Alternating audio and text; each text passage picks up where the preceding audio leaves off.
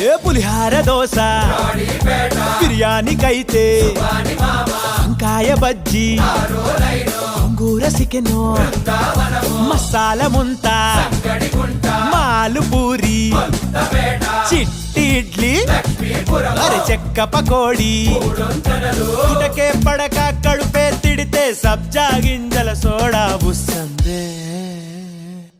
పొడికారం నెయ్యేసి పెడుతుంటే